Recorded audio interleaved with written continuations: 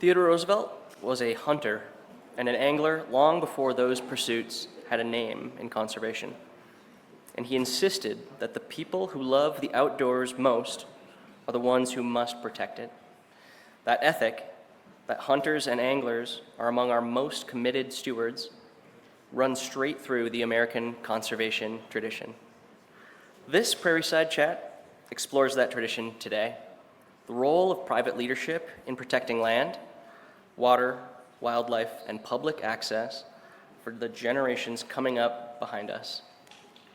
The conversation is moderated by North Dakota Governor Kelly Armstrong in conversation with Johnny Morris, founder and CEO of Bass Pro Shops, and a lifelong champion of the outdoors. Please join me in welcoming Governor Armstrong and Johnny Morris.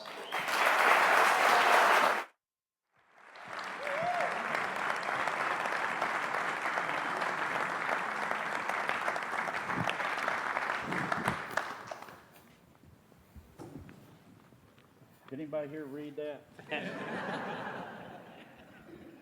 I'm about as excited as you could possibly be. Earlier today, somebody asked me if you get nervous talking in public anymore, and I'm like, I really don't, but it took about 20 years of public speaking before I noticed it. But there's not very many times that I get to sit up here in front of such a great group of people and literally interview one of my heroes.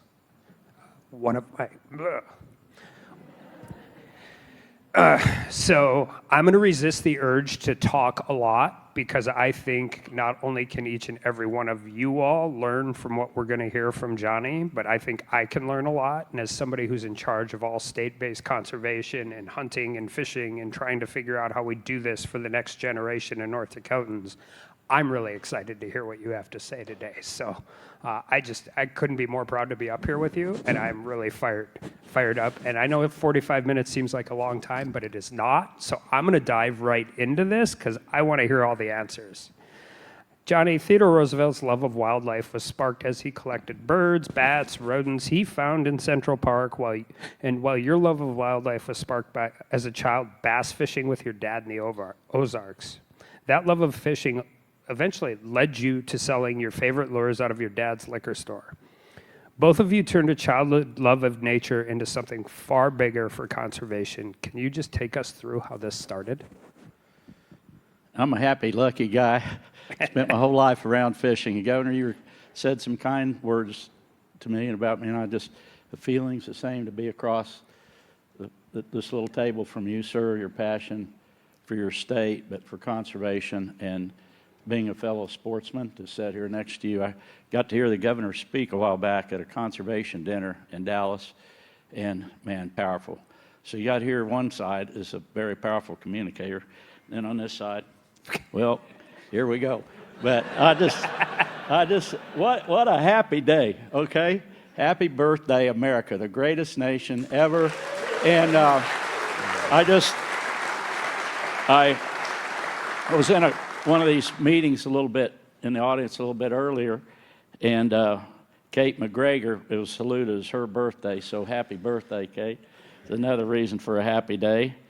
Last Saturday, my bride that's here, and I got to celebrate 40, mainly happy years of marriage, and Jeannie loves taking care of kids.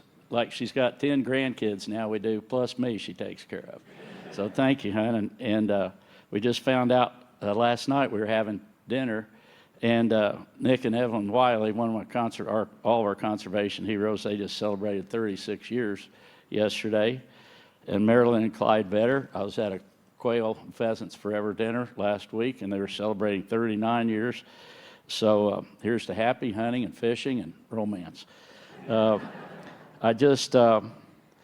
was walking through earlier the facility. I wouldn't even call it a library. It's an inspirational part of American history. It's getting transferred forward into the future. And I walked in, and there was a quote from Roosevelt that said, "For your children, your children's children, and for all who come after you." And I think that's he said those words many years ago, but it's for me, it's an honor to say thank you to everyone in this room for your passion, for your generosity, the large donors, the small donors, and I see heroes in life and conservation that, I mean, beyond money, who've given their whole life to advance the cause of conservation.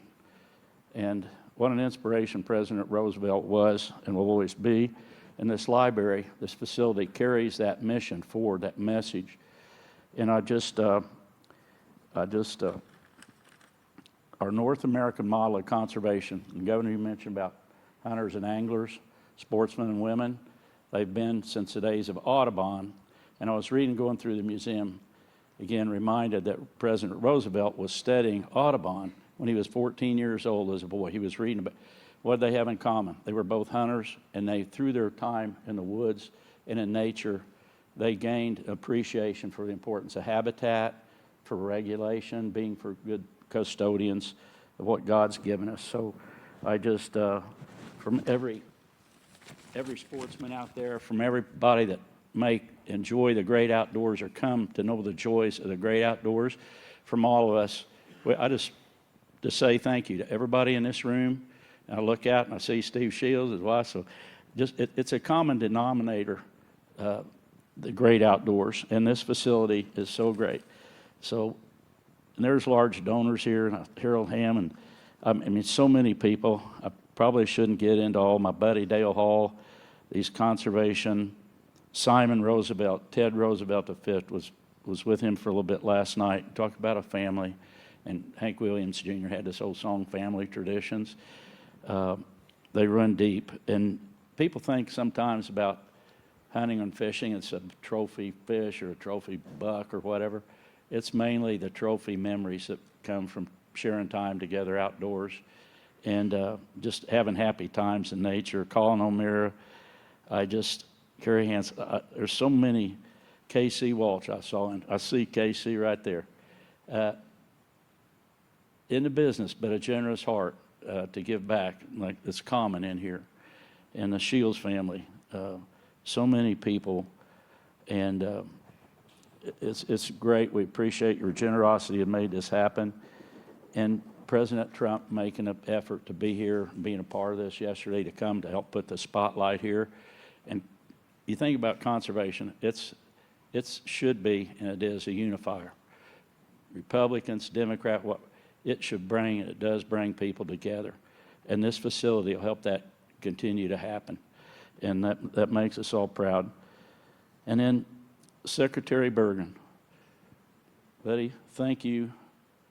Just your passion and your hometown area here, Robbie Law, the whole team that's been a part of putting this together.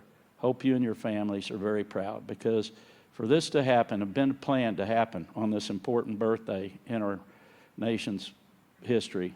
It's just incredible. And man, we're proud of all you. And Ed O'Keefe and Dan Muse, just congratulations to walk through that place. I'm going to drift off again before I answer your question. Hey, I'm letting him cook, guys. You said that. So one of my favorite things, I love to fish, if you didn't know that.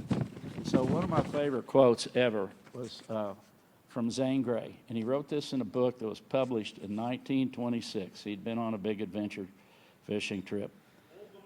Okay, it's called Tales of the Angler's Eldorado. I thought Jeannie was up here. Okay. Anyway, it's beautiful words about fishing, but it could be true. It's a powerful message beyond fishing. There is always something wonderful about a new fishing adventure trip. For a single day, or for a week, or for months, the enchantment never fades. For years on end, I've been trying to tell why, but that has been futile, like Jason's quest for the golden fleece. The most humble fisherman has this in common with fishermen of all degrees. Whatever it is that haunts in a chance surely grows with experience. Even the thousandth trip to the same old familiar fished-out stream begins with renewed hope, with unfailing faith. Quien sabe, as the Spaniards say, you cannot tell what you might catch, and even if you do not catch anything, the joy is somehow there.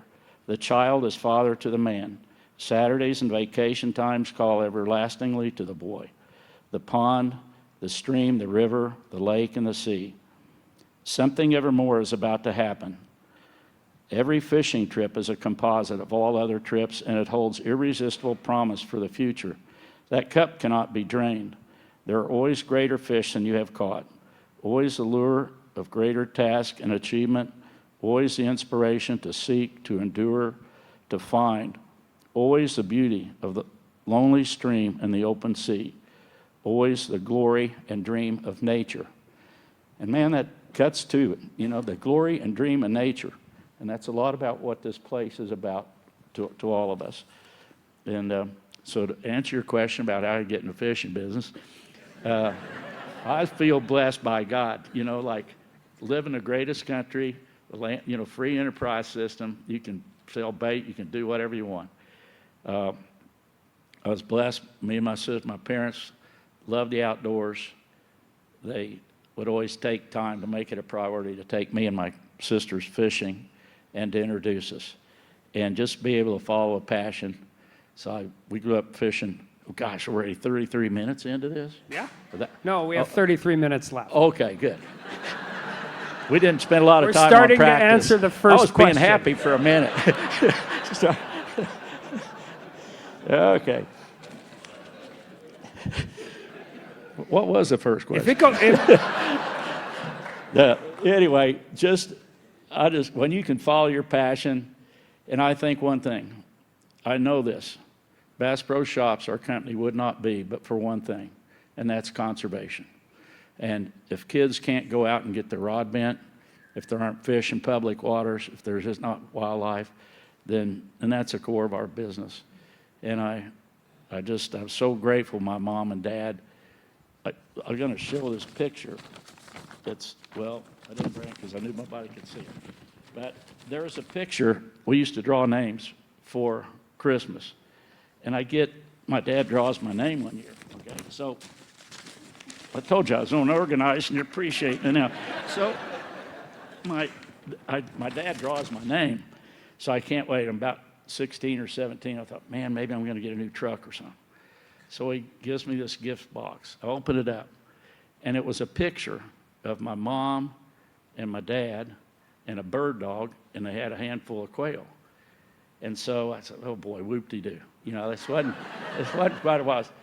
But then I turned that picture over, and it had something that my dad wrote on the back. And I want to share it with everybody. John L. In this picture are 4 joys of my life. Jenny, your mother, you, my son, 3 months from touchdown, Pat, our best bird dog, and a handful of feathers that made our day. Merry Christmas, 1985, Dad. And I shared that because of the joy, and you know this, Governor, and fellow, spending time in nature and the memories, for my dad to make that a priority, I wouldn't take anything for that gift. It's the best present, and just the time, the memories that people can make. And one thing I felt about this museum strongly is just every family's got to bring their kids to come here and appreciate nature.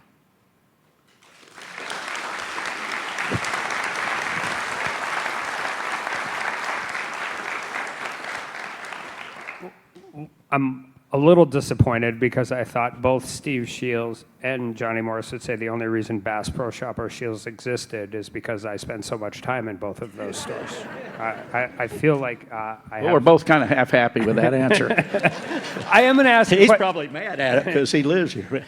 So Secretary Burgum and I just did a podcast, and one of the questions, it seems like when we talk about conservation, there's far too many people that think it's an either-or thing, right? It's either conservation or business. But Roosevelt believed in conservation and commerce could pull in the same direction when business leaders chose to do so. You obviously have done that. You obviously have a passion for that. You have Bass Pro Shops, and the wonders of the Wildlife National Museum and Aquarium are built on that bet. But I think really for this is, what does it take practically to run a profitable business that genuinely serves conservation? And what could other business leaders in this room who ever watch this learn from how you guys have approached that? Thank you. Well, we've grown, and I say not just me, but the teammates in our company. and our customers. I mean, our folks, they've come to believe this about how important conservation is for the future of the sports that we love, but also just for business. And we have this belief, and it's clearly to achieve really meaningful things, to achieve great things in life, but particularly in conservation, it does take teamwork. It takes people reaching out to each other. And we need, our federal agencies, they do great work. We need regulation. Our state agencies, the same. But you can't achieve true greatness in conservation just through regulation. It takes everyone reaching out. And when you get agencies working with private companies, businesses, and conservation organizations, the NGOs, and then individuals, when everybody gets united behind causes, man, that's when the magic really happens. That's when it's powerful. And that's what I keep going back to this, but that's what all this hard work that you put into creating this, that's going to help carry that torch. And I think, too, there's things that private sector or business can lend a hand. I think back in my home state of Missouri, in 1976, we passed this legislation. It's called Design for Conservation. And he's pointing at that. Am I running over again? Oh, no, I was just saying it said hold the mic closer. We're trying to be a little subtle about it. All right. Thanks for the nudge. Subtle doesn't work with me too good. So anyway, the citizens of Missouri voted to self-impose a 1% tax, sales tax general, to be earmarked to go to conservation. Well, the state and the conservation department couldn't spend public money to lobby for this. But we, as a supporter on the private, we bought up a lot of TV ads, newspaper. We helped get this word out so that the citizens of Missouri could be informed. And they made the decision to vote for this tax. And for all these many years, that started off at over $100 million a year. Today, I couldn't tell you, but it's very substantial support that the citizens of Missouri are proud of, and it's done a tremendous amount of good. And that's one example. And the landowners like it, right? The Landowners. farmers and the ranchers and the people utilizing it. Totally. They've got to make a living on that land. And yes, and it's so great. And you talk about habitat the other day, and earlier this morning there was talk about habitat. Well, in our Missouri law, one thing that's revenue generated is even rewarding landowners, farmers, if they leave like up to 10% of their crop in the field for wildlife. It has to meet certain criteria, but if it does, that's just another benefit there. And I would say this too, there's conversation about private land this morning and public. I do believe in the state of Missouri, I know this, that the farmers, landowners, they view the Missouri Department of Conservation as their friend, their ally, and they can come and help them manage their land better. And they're not fearful that some agency's going to come with Missouri Department anyway and find that their great-grandpa dumped something he shouldn't have and they lose the family farm. It's more friendly, and it's like in any business. You give somebody a pat on the back for doing something right instead of just having an attitude of let's try to catch everybody stumping their toe. We have to have laws and things, but I just think this cooperative spirit, and the biggest thing that we can help do, one of them, is with communication, so the citizens of our country can make more well-informed. The good news there, everybody has a lot of passion today about conservation. It's just being informed to make the right common sense decisions. well, we don't have a ton of trees in North Dakota and all of that, but we have grasses. And what we know is like truly dormant land ends up losing its biodiversity in a really quick hurry, right? Like the brome grass chokes out the flowering grass, then you have no bugs, then you have no dew, then you have no nesting cover and all of that. So working lands, when you're doing it properly, actually brings more ducks, more pheasants, more butterflies, more deer, and more of the different things involved. And that benefits every cattle rancher in western North Dakota. It benefits anybody who wants to chase a mule deer or an antelope around. I mean, I think sometimes we don't do a good enough job as sportsmen and as state regulators of explaining that really working with the land is actually good for everything involved on it. Yes, another opportunity is just to celebrate the role that sportsmen and women have played, hunters and anglers, through their generosity with lobbying to have self-imposed tax for 10% or so on all, fishing gear and shotgun shells, shotguns. It goes back to, the vast majority of funding for state fish and wildlife agencies does come from the sale of fishing license, hunting license, duck stamp, and purchase of sporting goods. So you're talking about the funding that the outdoorsmen do for that, but I mean, patterns are changing. We're seeing less kids get involved in both hunting and fishing. And so what do you see happening in the next generation of hunters and fishermen, and what does conservation movement need to do to keep them in the fold and keep moving forward? I took cell phones out of K through 12. I hope that helps. Good for you. Yay, good.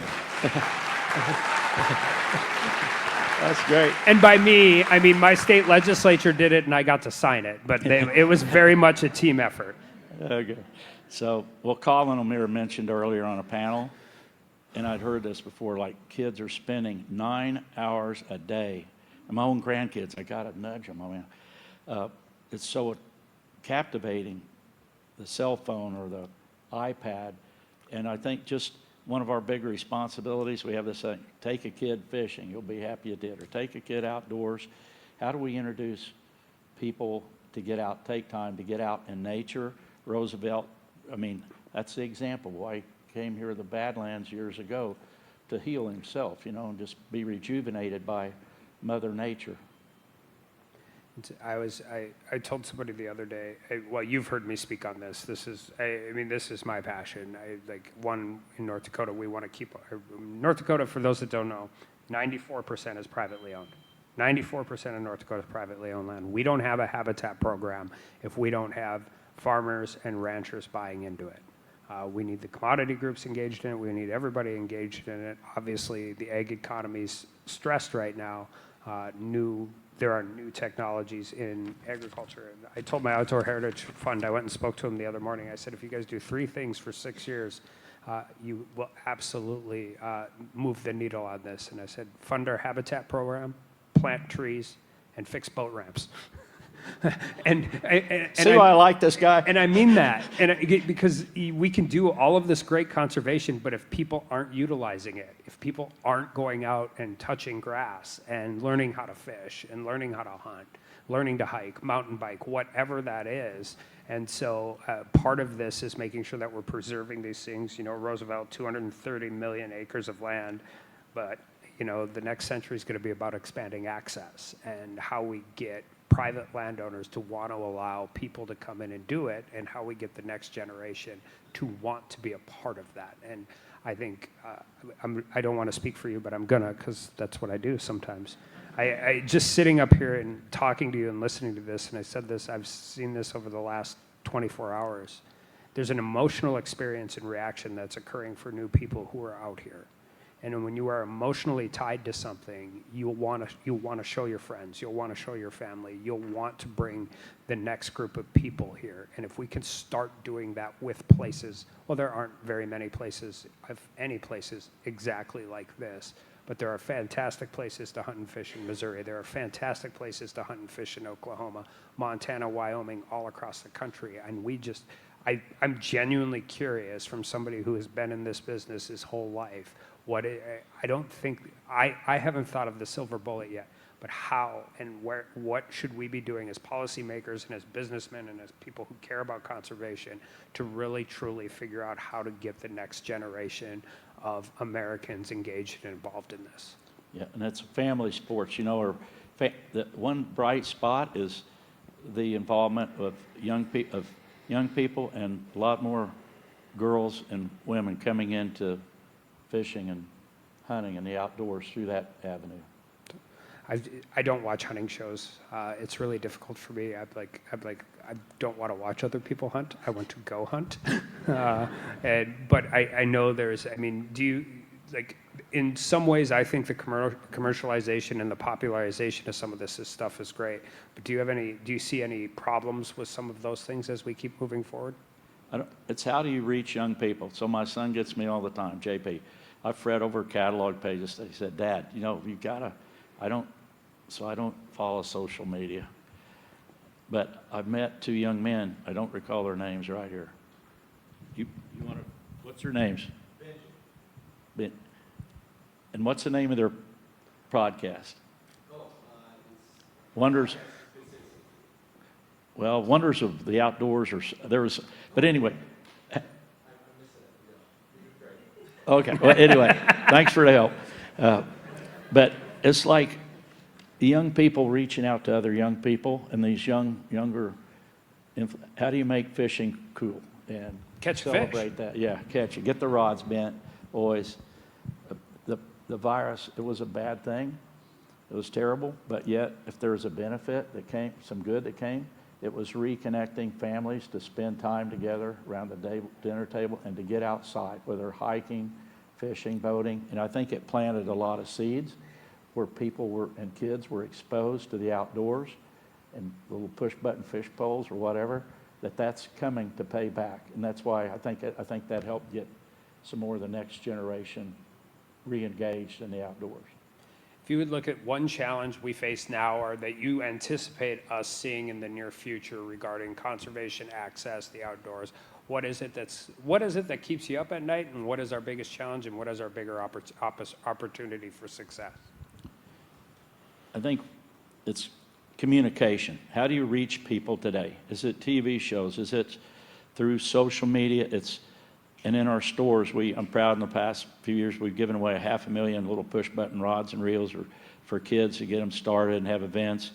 Shields does that, but how can we all reach out? And a big challenge, people care about nature, but and I think that's where we can all work together, is on communication, so that voters can be well informed about policy when they're going to the poll to make these important decisions, not just through emotion, but with some facts, with some common sense facts like Roosevelt was all about. Well, and we're seeing real challenges right now, right? Like Oregon's trying to get a ballot measure that bans all hunting whatsoever, like bans it all, like 100% of it. And the more I spent, obviously, 6 years in Washington, D.C., and some of it's Democratic versus Republican, or animal rights groups versus conservationists, but some of it is just really urban versus rural. And the amount of people that are making policy decisions that are disconnected from how their bread is made, from how that cheeseburger becomes a cheeseburger,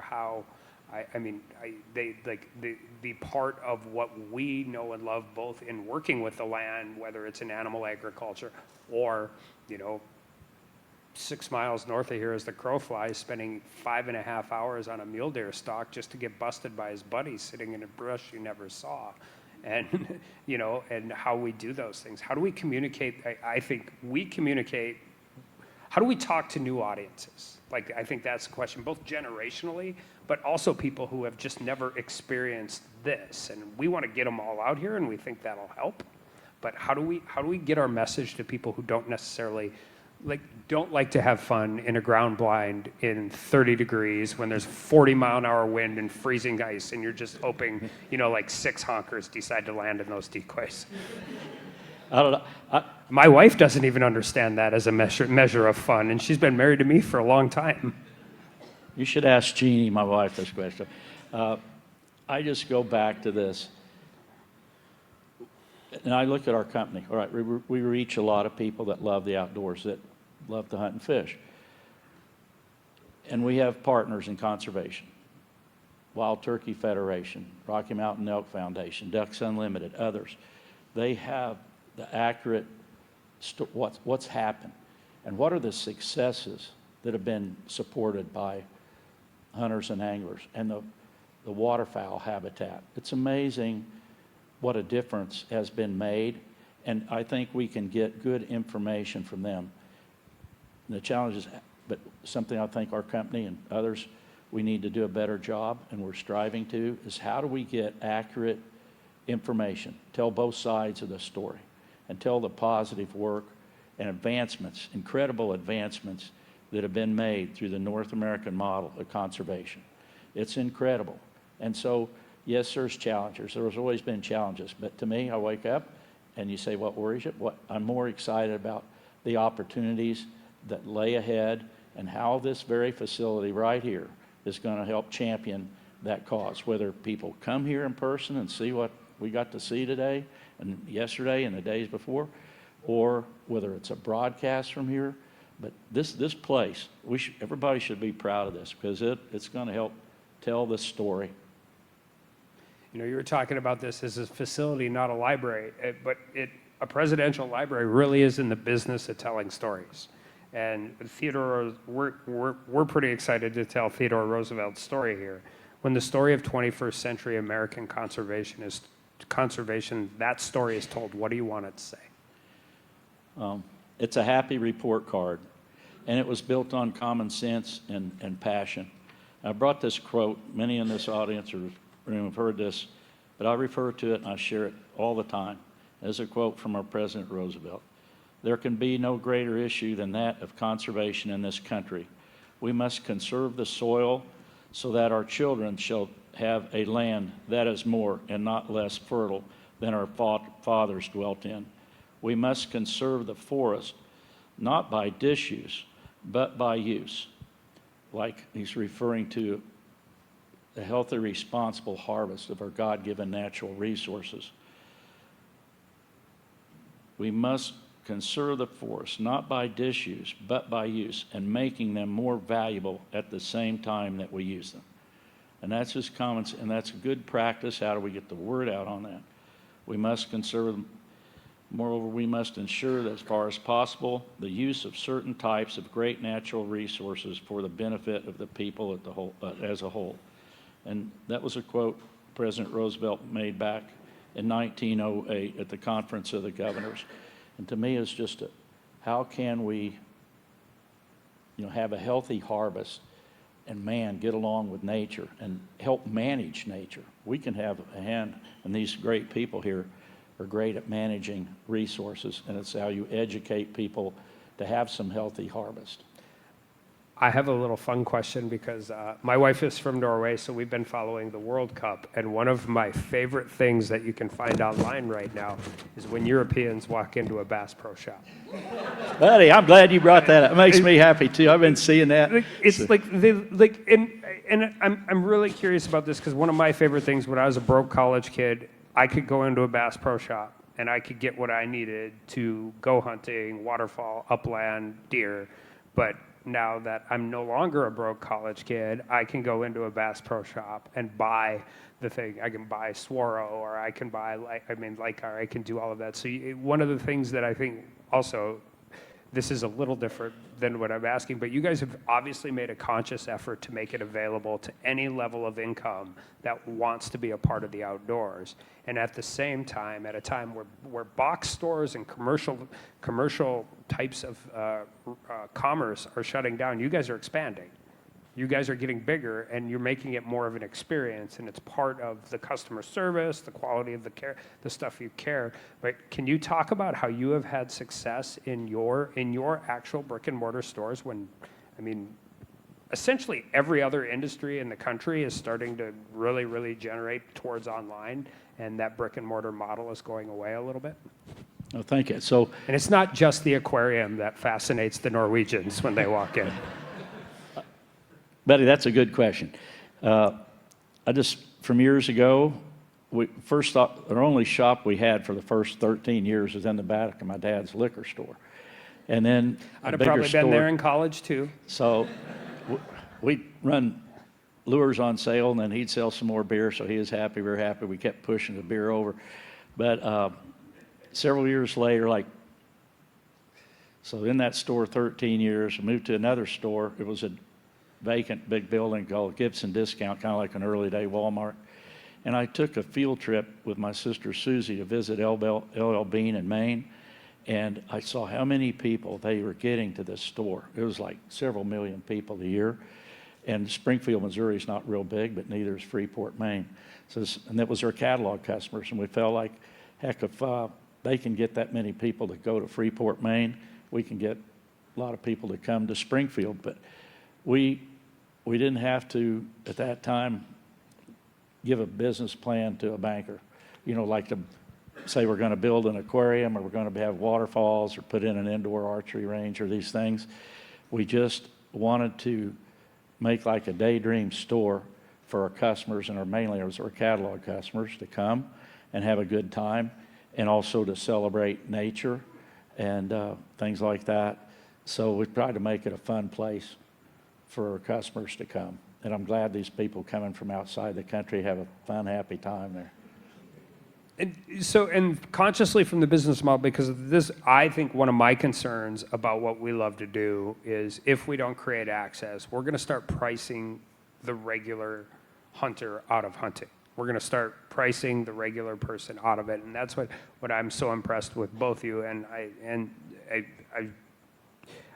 I spend a lot of time in Shields and Bismarck too, and it's the same exact thing. Like, any income level can walk into a Bass Pro Shop, and they can participate in this wonderful part of outdoor experience, and that has to be a conscious decision.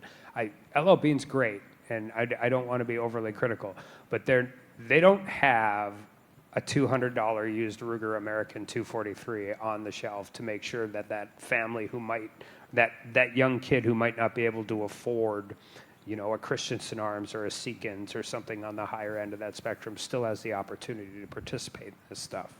I think my mom and dad being here, and I mentioned them earlier, my dad was my hero. But he had one of his philosophies that were many, but they stuck with us. And one of them, he'd always say, "Johnny, it's not worth any more on your shelf than it is your competitors."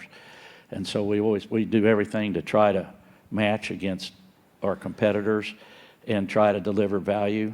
My dad was a champion. We came out with this fishing boat called Bass Tracker years ago, and it was kind of like the Model T. My dad said bass boats at the time, they were selling for probably $10,000 or $12,000. My dad said, there's a lot of people that love the features of a boat like this, but they just can't spend that kind of money. Why don't you develop an aluminum fish boat that would have all these features that could just be lighter weight and not take such a big horsepower, and it could be cheaper? So we came up with this name Bass Tracker, and we put everything: swivel seats, outboard motor. We didn't have an outboard motor franchise. We just kind of bootlegged in these Johnson motors from different dealers. Anyway, we put it in the catalog. We had to commit to buy 300 of these boats. We'd never bought one. And anyway, we finally negotiated down a penalty after we had to buy 100 of them firm. We put it in the catalog. Well, they sold really good. It was because that delivering value, and it was kind of like a Model T. If you wanted one, it was just one size, one color. But anyway, I think of my dad, and I'm drifting back off, but I want to get to this. Our blessings, and a couple of things. When I walked through the museum this morning, or library, the great institution, I hit two quotes really hit me right at the beginning from Roosevelt, and I took note of them. My father was the best man I ever met. Another one, my mom was the sweetest and most gracious. And I couldn't help but think about my dad, my mom, what a blessing. We talked about this before we came in here, Governor, but I'm grateful to my mom and dad so much. And so a year from now, well, I woke up this morning and how we're free here. And Roosevelt, conservation hero, but also ultimate defender of freedom and liberty that we have here. So yesterday morning, and I think it was 136 years ago, yesterday morning, President Roosevelt was charging up San Juan Hill, leading his troops. Yesterday morning, when the first breakout of the Spanish-American War was there in conflict in Cuba. And I was also reminded, like, my dad's birthday was July 13th. And I found out later in life, he told me around a campfire one night that he was happy to be across the fire from me, and he got kind of choked up. And I said, Dad, what do you mean? And he told me a few things about his life. He wasn't looking for sympathy, but he just wanted me to know. I reached that point in time. And he said, your dad was in a real rough war when I was a young man about your age. And I later found out he was in the Battle of the Bulge in World War II. So last summer, a week from now, to kind of pay tribute to my dad on his birthday, we went over to Normandy. And I had never watched that movie, Saving Private Ryan. And his friend, General Brown, was with us, some friends from the Army. And he had us watch this movie. I watched part of it, at least where the troops were coming up the beach there, and how brutal it was. And the next morning we went on top there, and then we went to the cemetery. There's 10,000 grave markers, and we walked through, and this young lady that was directing us around, she escorted us over President Roosevelt Jr., Theodore Roosevelt Jr., his marker, and he'd received, as many of you know, the Presidential Medal of Honor, just like his father had been awarded to him posthumously years later. And the marker next to him was his brother Quentin, who had been killed and then reburied next to his brother. And the tour director, she said, Johnny, it would have been so easy. This family, they could have taken privilege, but they chose not to. They chose to be leaders right there on the front. So it's not all ironic, but it's very special that timing, our nation's birthday, celebrate President Roosevelt, celebrate freedom, celebrate conservation at this time. It's pretty special.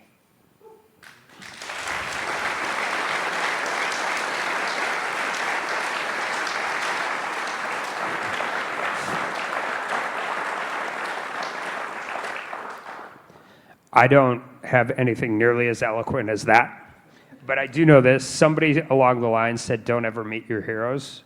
And whoever said that's just dead ass wrong. Because this is the fourth time now that I've got to interact with you. And there are a lot of people that have made money in business. There are a lot of people that have made money in the outdoor business. There are gun makers and retailers and camouflage people. By the way, I bet your dad killed big stuff without matching camo from... It's amazing how much stuff got killed in cowboy boots, blue jeans, and a red flannel shirt back in the day. Hey, I'll tell you another thing about my mom and dad. And now if we don't have matching camo, we think we're going to get made fun of by our buddies. Okay, I'm not going to trash you need camo, but my dad, his only hunting he did was quail, and my mom. And they loved it, like I've read that little story. So my mom and dad, they became huge fans of conservation and the Missouri Department of Conservation. And they told me and my sisters a story about growing up in Missouri. There were not any wild turkeys. There were very few white-tailed deer. And they got to see the reintroduction of these amazing critters and they became such huge fans of the Missouri Department of Conservation. And that's a happy thing. And I also have to salute the spirit of our customers and those that love the outdoors, their generosity to round up things we do and like supporting this facility some. We have this roundup program called the Outdoor Fund, and I just, between that and the excise tax, sportsmen and women, hunters and anglers are very, very generous. We can all thank them. Thank you for everything you've done for conservation. Thank you for taking the time to share your absolute passion with it here. And I will just finish with this. As I was saying before, there are very few people who have had as much impact on the things that I care more about probably than anything else. I moved to Virginia to get away from North Dakota. I moved to Norway for a little bit to get away from North Dakota. I was in D.C. for 6 years to get back to North Dakota. And the reason is the outdoors. And the reason is being able to spend time with my dad and my son pheasant hunting in the fall. I'm not as mad at pheasants as I used to be, but I sure like to be out there with my dad and my son. And as I was saying, there's a lot of people who have done really good business in this space. There is nobody I can think of who has had a better and bigger impact on the conservation heritage as it relates to sportsmen and anglers than you. So thank you very, very much for doing that. One last. Okay. I know this. We borrow money, okay? And one of our bankers is here. Bank of America, Brian Monahan. Thank you for your generosity to conservation, sir. And Microsoft. Everybody, happy day.